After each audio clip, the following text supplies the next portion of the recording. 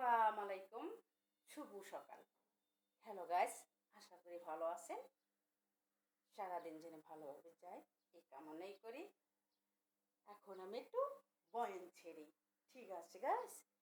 আচ্ছা, আমাকে ধরেন এক শাশুড়ি অনেক জ্বালাচ্ছে, জ্বালাতে জ্বালাতে জ্বালাতে আমি শেষ হয়ে যেতেছি, কিন্তু শাশুড়ি তবু আমার জ্বালানো শেষ করতেছে না। তো এখন ওই শাশুড়ি কি করতে হবে জানেন?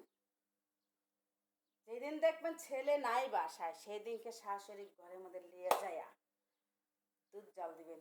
দুধ যদি নাও থাকে দুধ একেবারে বাহির থেকে কিনে আনবে, নিয়ে যাইয়া ঘরের মধ্যে লিয়া।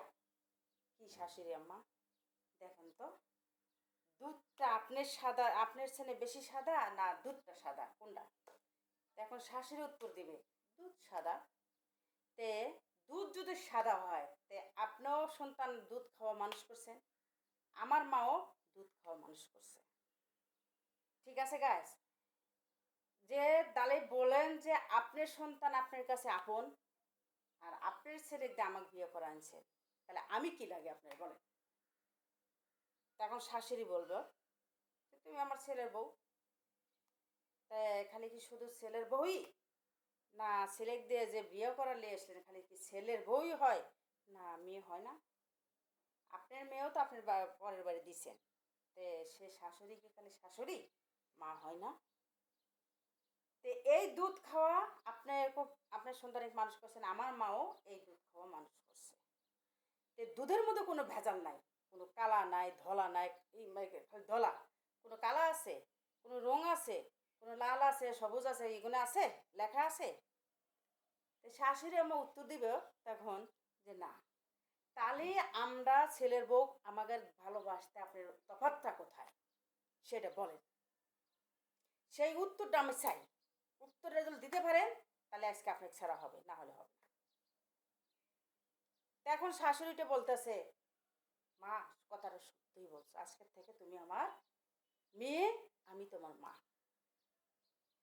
তো শাশুড়িরা অনেক রূপী হয়, মানে তারা ছেলে জন্ম দিয়া মানে বাহুবল হয়ে গেছে যে আমি একটা ছেলে জন্ম দিছি আর পরের বাড়ির মেয়ে আইছি।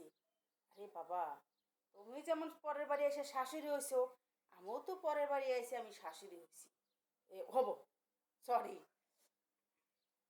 তে এই জায়গা বউ শাশুড়ি একটা তফাৎটা কোথায় সেটা আমি গাছ জানতে চাই।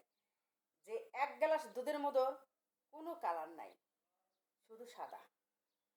তো শাশুড়িরা বহুরূপী হয়, একটা ধলা হয়, একটা কালা হয়, একটা কি হয় জানেন, আকাশি কালার, আর একটা কি হয় জানেন, কচু পাতা, কচু পাতার মতন।